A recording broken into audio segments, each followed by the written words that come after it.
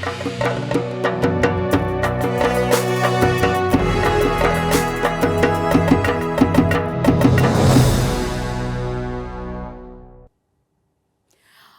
राम मंदिर की शिखर पर धर्म ध्वजा का आरोहण हुआ है। प्रधानमंत्री नरेंद्र मोदी ने प्रभु श्री राम की धर्म ध्वजा मंदिर के शिखर पर फहराई है। अभिजीत मुहूर्त में मंत्रोच्चार के बीच भव्य केसरिया ध्वज राम मंदिर के शिखर पर फहराया गया तो वहां मौजूद हर भक्त भाव विभोर हो गया।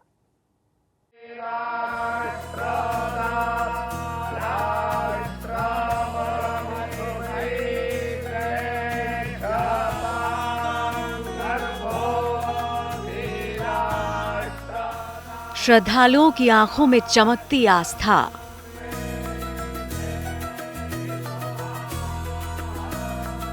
पुष्पों से सजा प्रभु राम का मंदिर और राम मंदिर के स्वर्ण शिखर पर धर्म का वैभव। ये केवल अयोध्या का उत्सव नहीं, बल्कि हर उस भक्त का गर्व है जिसने रामलला के मंदिर को दिव्यता की नई ऊंचाई तक पहुंचते देखा है। प्रभु राम के मंदिर की जो नींव 2020 में रखी गई, जिस मंदिर के गर्भगृह में 2024 में रामलला पधारे, 25 नवंबर 2025 को उसी मंदिर के स्वर्ण शिखर पर संपूर्णता के धर्म ध्वज ने सनातन के अध्याय में एक और अध्याय जोड़ दिया। राम मंदिर के शिखर पर ठीक 11:40 पर जैसे ही धर्म ध्वजा को स्थापित करने की प्रक्रिया शुरू हुई, सबकी नजरें धर्म पताका पर टिक गईं। 4 मिनट की प्रक्रिया के बाद राम मंदिर की भव्यता के वैभव ने एक नए युग में प्रवेश किया और मंदिर पर लहराती धर्म ध्वजा को प्रधानमंत्री मोदी ने कुछ यूं प्रणाम किया। इसी के साथ 25 नवंबर 2025 की ये तारीख सदैव के लिए इतिहास के पन्नों में स्वर्णिम अक्षरों में दर्ज हो गई, क्योंकि ये तारीख है राम मंदिर के संपूर्ण होने के उत्सव की, संकल्प के सिद्ध होने की, जिसमें एक भव्य, दिव्य, अलौकिक राम मंदिर का सपना राम भक्तों ने देखा था।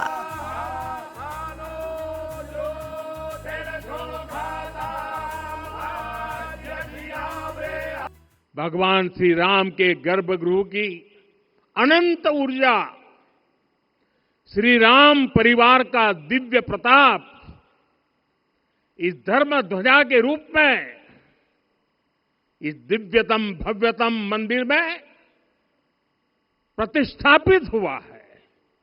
और साथियों, ये धर्म ध्वजा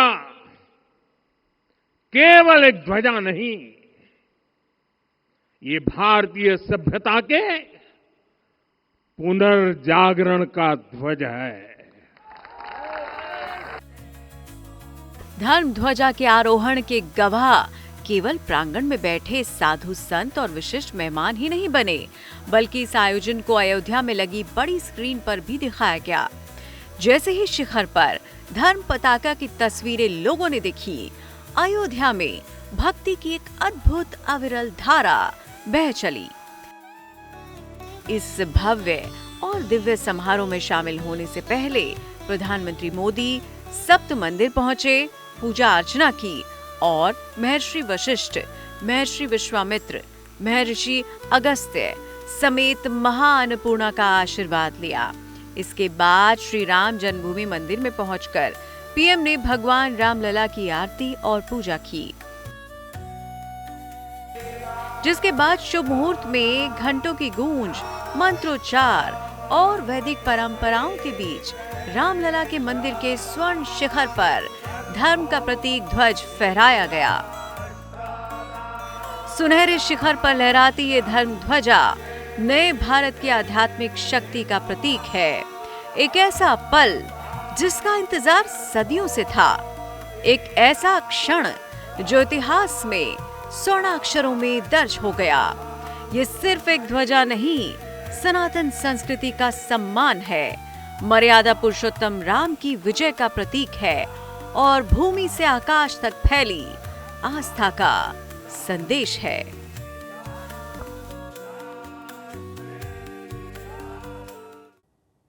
गुजरात में एसआईआर के काम में लगे सरकारी कर्मचारियों की मौत का सिलसिला जारी है और 4 दिनों में 4 मौतों के बाद अब सूरत में एक और बीएलओ की संदिग्ध मौत हो गई है।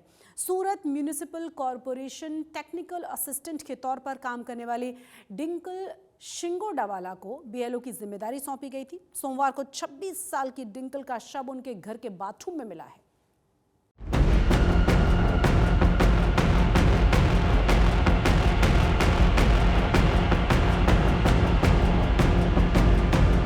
गुजरात में बीएलओ के तौर पर काम करने वाले सरकारी कर्मचारियों की मौतों से हड़कंप मचा हुआ है। इस बीच सूरत में एक और बीएलओ की संदिग्ध मौत से अधिकारियों की टेंशन बढ़ गई है। ये है सूरत नगर निगम के कर्मचारी डिंकल सिंगोड़ीवाला। ये पिछले कई दिनों से एसआईआर के लिए बीएलओ के रूप में काम कर रही थी। सोमवार को डिंकल सिंगोड़ीवाला अपने घर के बाथरूम में बेहोशी की हालत में मिली। परिजन उन्हें तुरंत अस्पताल लेकर पहुंचे, लेकिन डॉक्टर ने उन्हें मृत घोषित कर दिया। पुलिस फिलहाल जांच कर रही है कि डिंकल की मौत कैसे हुई। सवाल यही है कि क्या डिंकल सिंगोड़ीवाला भी काम के प्रेशर की वजह से तनाव में थी। सूरत की डिप्टी कलेक्टर नेहा सवाना के मुताबिक डिंकल सिंगोड़ीवाला अपने इलाके में अब तक 45% काम पूरा कर चुकी थी। उन पर काम का कोई दबाव नहीं था क्योंकि उनके जोन में सबसे बेहतर काम हो रहा था। हमारे बीएलओ थे दिनकल महेश भाई सिंगोड़ावाला। भाग नंबर 9 में वो बहुत अच्छे से परफॉर्मेंस दे रहे थे। 44% जितना उन्होंने काम किया था और अभी हमें ये दुखद न्यूज मिले। हालांकि आशंका ये भी जताई जा रही है कि बाथरूम में गैस गीजर से निकलने वाली जहरीली गैस की वजह से उनकी मौत हुई है। प्रारंभिक तो जो तंत्र था उनसे जानकारी भी मिली और ऐसा पता चला है कि वहां पे वो बेभान हो गए थे बाथरूम में और शायद वेंटिलेशन नहीं था और गैस गीजर रखा हुआ था अंदर, तो वो हो सकता है। तो तपास चालू है। गुजरात में इससे पहले एसआईआर का काम कर रहे 4 बीएलओ की मौत हो चुकी है। इसमें 3 की मौत हार्ट अटैक की वजह से हुई है, वहीं एक बीएलओ ने आत्महत्या कर ली। पीड़ित परिवारों का आरोप है कि एसआईआर के दौरान काम का ज्यादा दबाव है, जिसकी वजह से कर्मचारी तनाव में है। सूरत से संजय सिंह राठौड़ के साथ आज तक ब्यूरो। गिर सोमनाथ जिले के बेरावल में इन दिनों एक ऐसे अपराधी की चर्चाएं हैं जिसकी खतरनाक साजिश का खुलासा होने के बाद पुलिस भी हैरान रह गई। प्राइवेट अस्पताल में कंपाउंडर का काम करने वाले 24 साल के युवक ने 2 हत्याएं कर डाली हैं और हत्याओं की मोडस ऑपरेंडी की और वजह बड़ी चौंकाने वाली है।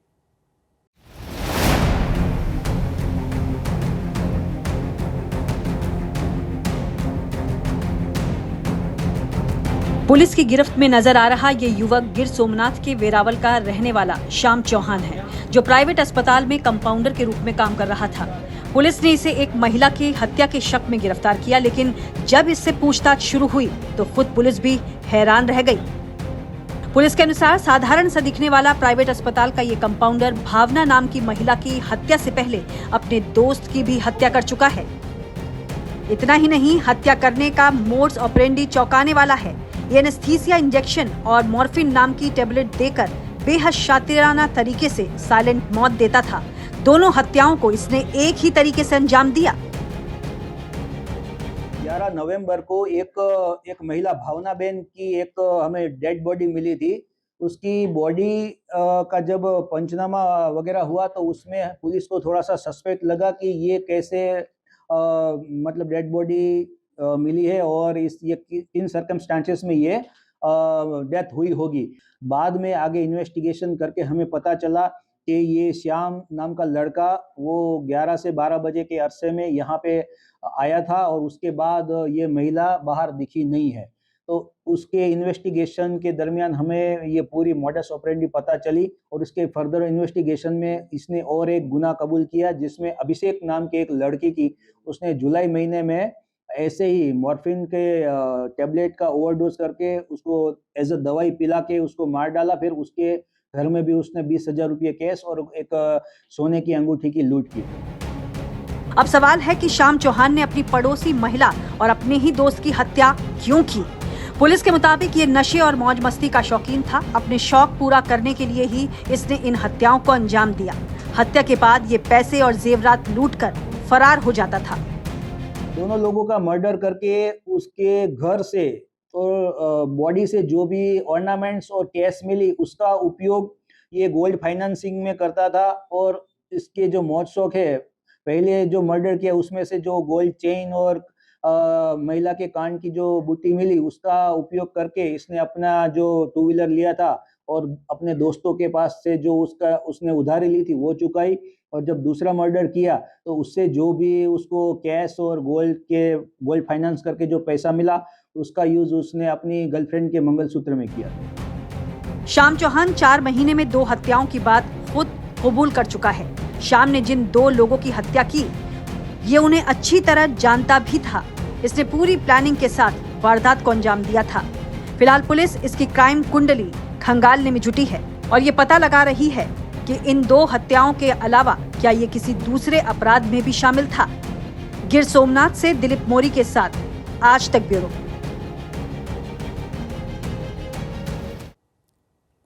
गुजरात से हत्या की 2 और चौंकाने वाली घटनाएं सामने आई हैं। वडोदरा में एक महिला ने अपने प्रेमी के साथ मिलकर पति की हत्या कर डाली। तो राजकोट में एक शख्स ने अपनी पत्नी की जान ले ली है। दोनों अलग अलग शहर, 2 अलग अलग हत्याएं, लेकिन सवाल एक ही है कि आखिर पति पत्नी जैसे पवित्र रिश्तों में लोग एक दूसरे के जान के दुश्मन क्यों बन रहे हैं।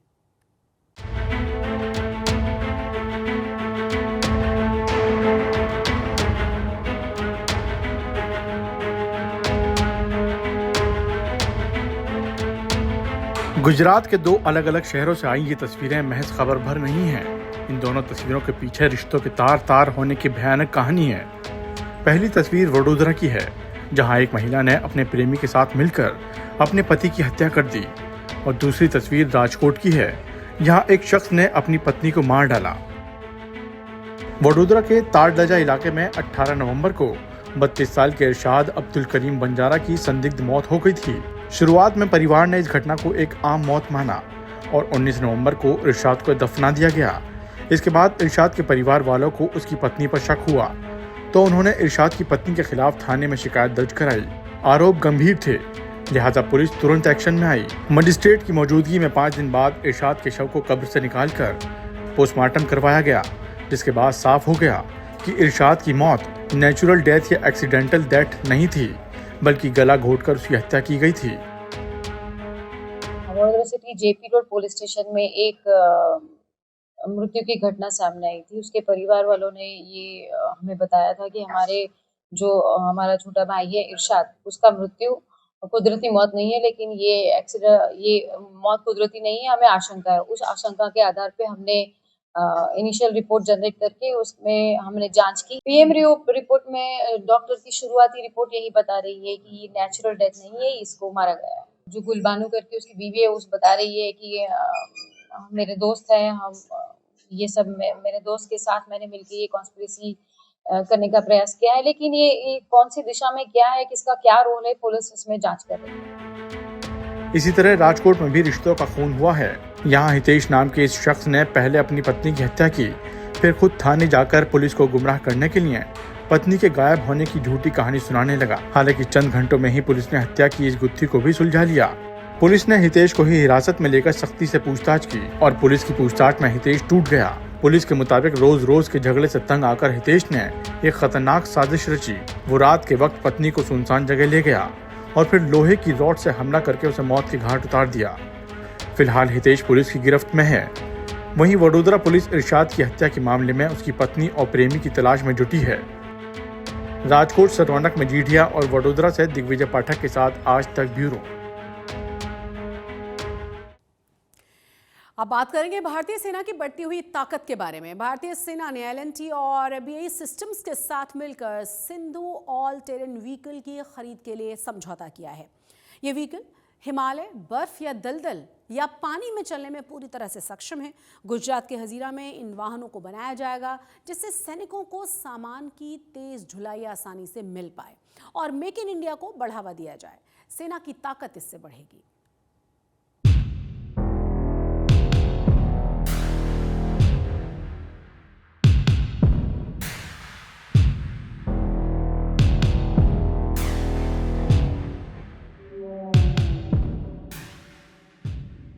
ऊंचे और दलदली इलाकों में युद्ध के हालात में 20 साबित होगा BVS-10 सिंधु। ऊंचे और पहाड़ी इलाके तक होगी आसान पहुंच।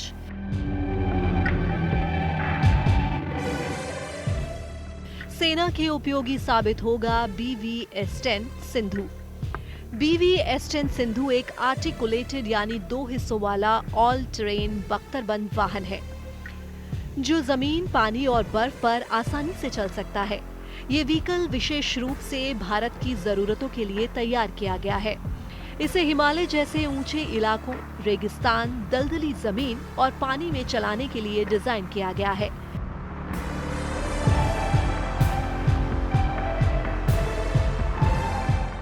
ये वाहन सैनिकों और सामान की तेज ढुलाई के लिए उपयोगी साबित होने वाला है। मेक इन इंडिया मुहिम को भी इससे बढ़ावा मिलेगा। साथ ही साथ सेना की ताकत भी इससे बढ़ेगी। भारतीय सेना ने लंबे इंतजार के बाद एक बड़ा कदम उठाया है। सेना ने लार्सन एंड ट्यूब्रो लिमिटेड और BAE सिस्टम्स के साथ all terrain vehicle BVS-10 Sindhu के खरीद के लिए समझौते पर हस्ताक्षर कर दिए हैं। ये समझौता 19 नवंबर 2025 को हुआ है। L&T कंपनी BAE सिस्टम्स के साथ मिलकर इनका निर्माण गुजरात के हजीरा फैक्ट्री में करेगी। स्वीडन की BAE सिस्टम्स हैंगलूड्स कंपनी तकनीकी और डिजाइन सहायता देगी, जो मूल BVS-10 की निर्माता है। ये एशिया में BVS-10 का पहला बड़ा ऑर्डर है।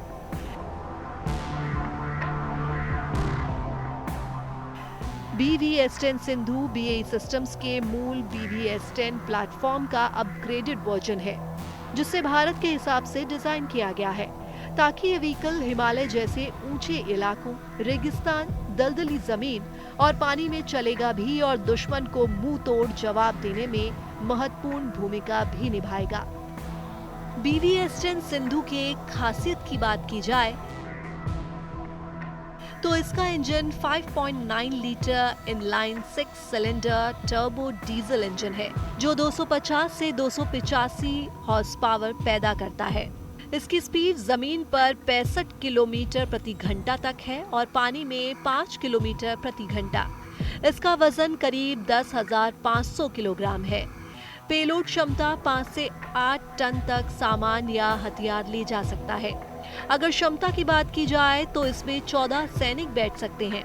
इसकी लंबाई 8 मीटर और चौड़ाई 2.2 मीटर और ऊंचाई 2.5 मीटर है। ये 45 डिग्री की चढ़ाई चढ़ सकता है, 2 मीटर की खाई पार कर सकता है, बर्फ और दलदल में आसानी से चलता है। ये एम्फीबियस है यानी पानी में तैर सकता है। ये वाहन ठंडे मौसम और कठिन इलाकों के लिए बनाया गया है, जो लद्दाख और हिमालय जैसे क्षेत्रों में भारतीय सेना के लिए बहुत उपयोगी साबित होगा।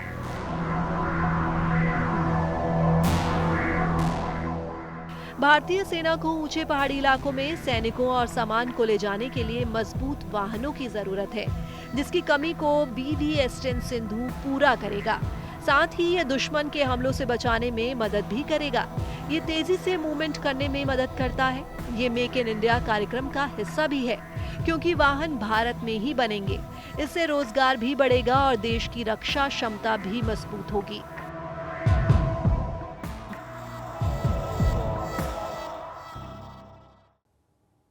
मेहसाणा के बहुचराजी मंदिर में महाशीष महीने के भीतर माता को आमरस का भोग लगाया जाता है और यहाँ हर कोई माता को आमरस चढ़ाता है, माता से आशीर्वाद मांगता है। और इस परंपरा के पीछे भी बड़ी अनोखी कहानी है। इस रिपोर्ट को देखिए।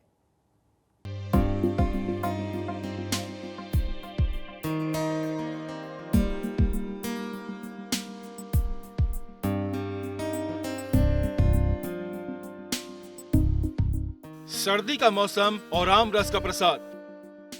थोड़ा आश्चर्यचकित होना बनता है, क्योंकि ऋतु चक्र के विपरीत अगर माता को आम रस का प्रसाद चढ़ाया जाता है तो किसी का भी हैरान होना स्वाभाविक है। लेकिन गुजरात के मेहसाणा के प्रसिद्ध मंदिर बहुचराजी में ऐसा ही होता है। यहाँ सर्दी के मौसम में माता को आम रस का प्रसाद चढ़ाया जाता है। कई सालों से यहाँ पे हजारों भक्तों को ये शरद ऋतु में माँ बहुचर के प्रसाद के रूप में रस और रोटली का भोज दिया जाता है। ऐसे ही माँ बहुचर के कई सारे यहाँ पे परिचय है जो कि जगत गया है। मार्गशीर्ष महीने में माता बहुचर को आमरस का भोग लगाने की परंपरा करीब 350 साल पुरानी है।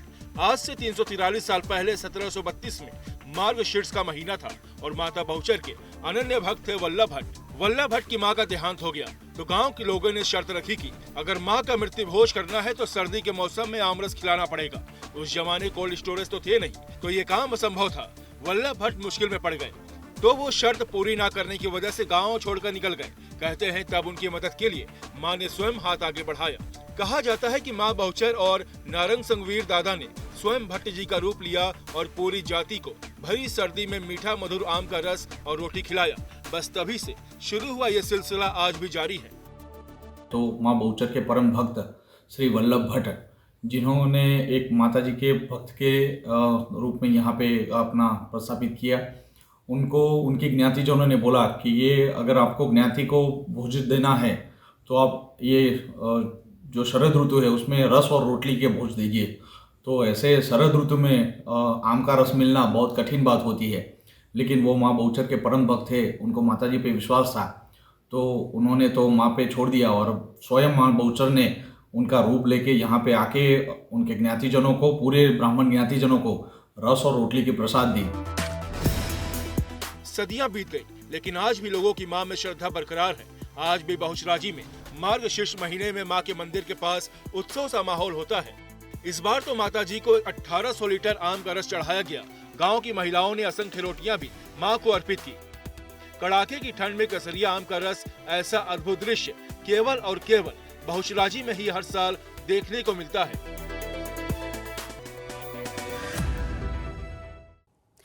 आज तक गुजरात में आज के लिए बस इतना ही, लेकिन देश और दुनिया की तमाम बड़ी और अहम खबरों के लिए आप देखते रहिए आज तक।